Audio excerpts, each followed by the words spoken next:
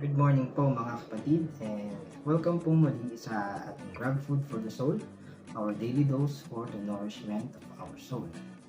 Simulan po natin ang ating umaga sa pagbubulay ng makalakad po tayo sa isang mapayapang pamumuhay.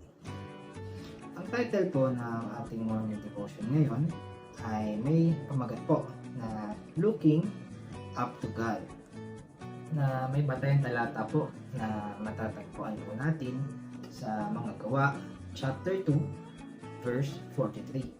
At ganito po ang sinasabi: dahil sa maraming himala at kababalaghang ginagawa sa pamamagitan ng mga apostol, naghari sa lahat ng tao. Ang Diyos ay purihin sa pagkakabasa ng kanyang mga salita. Ang sabi po sa unang bahagi ng verse 43, dahil sa maraming himala at kababalaghang nagagawa sa pamamagitan ng mga apostol, hinayaan nilang gamitin sila ng Diyos upang gumawa ng himala at kababalaghan para sa kanyang kapurihan. Hanggang ngayon, ang Diyos ay gumagawa ng mga himala upang patunayan ang kanyang pag-ibig sa sangkatauhan. Ngunit ang mga himala ay ginagawa ng Diyos sa pamamagitan ng mga taong handang magpag-amin sa Kanya. Maaaring magbigay ang Diyos ng bagong pag-asa sa isang taong bigo sa pamamagitan mo. Maaaring iligtas ng Diyos sa kapahamakang espiritual ang isang taong makasalanan sa pamamagitan mo. Ngunit higit sa lahat, ang pinakadakilang himala ay ang himala ng binagong buhay. Maaaring ikaw ang gamitin ng Diyos tungo sa pagbabagong buhay ng isang tao. And sa patuloy po ng verse 43, sabi po dito, naghari sa lahat ang takot.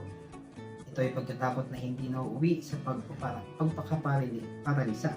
Ito ay pagkakatakot na nauuwi sa karunungan at paglaya. Kung ikaw ay may banal na pagkatakot sa Diyos, pilitin mong masunod ang kanyang mga utos, maging ito man ay laban sa iyong kalooban. Kung ikaw ay may banal na pagkatakot sa Diyos, sisikapin mong mabuhay ng may kalinisan at kabanalan. Ang pagkatakot sa Diyos ay hindi umaalipin, kundi nagpapalaya. Nagdudulot ito ng kapayapaan sa halip na kabalisahan. Umaakay sa karunungan sa halip na kamangmangan. Dahil sa banal na pagkatakot sa Diyos, napapanatili mo ang katapatan ng iyong pagkatao. Nagagawa mong gumawa ng kabutihan, may nakakakita man o wala, naiiwasan mong gumawa ng kasamaan, mabibisto ka man o hindi. Kaya lamang po mga kapatid at salamat po sa pagsama sa umagang ito sa ating maiksing pagbubulay sa ating morning devotion. Tayo po ay patuloy na manalangin. Simulan po natin ang ating umaga sa pagdadasal. Samahan niyo po ako, aming Panginoon na makapangyarihan sa lahat. Salamat po sa pagkakataong ito na ako po ay iyong muling ginamit upang maging channel ng iyong blessing sa umagang ito. Salamat po sa panibagong pag-asa, sa paggising sa amin sa umagang ito na maharap po namin ang mga araw na aming susunod. Patawad po Panginoon sa aming mga kasalanan, sa aming pagkakasala, sa aming mga nagawang nakakasakit ng damdamin ng aming mga kapwa. Sinasadya man namin po o hindi. Panginoon, tulungan mo po kami at patuloy po kaming gabayan sa aming mga gagawin sa buong maghapon na ito, sa buong magdamag na ito. Ingatan mo po kami sa aming pag-aaral, sa aming pagkatrabaho, sa aming paghahanap buhay. Kami po ay iyong ingatan at iyong iligtas sa lahat ng mga mangyayaring hindi maganda. Ngayon po Panginoon, patuloy po kaming ipapasalamat sa iyong paggabay at nawa ang aming mga napagbulay-bulayan sa umagang ito ay patuloy na magamit sa aming pang-araw-araw na buhay.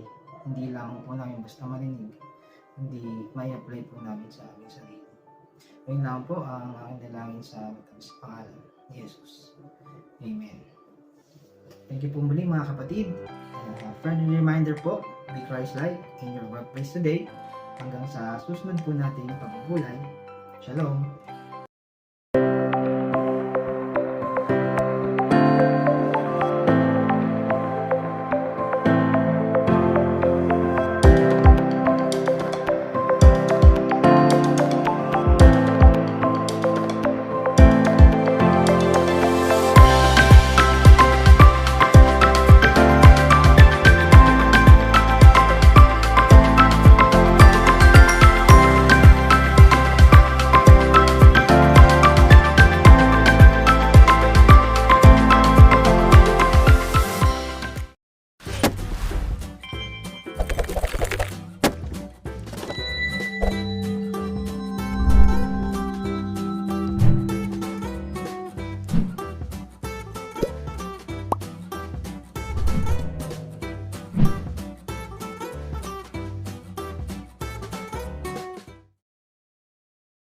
Thank you.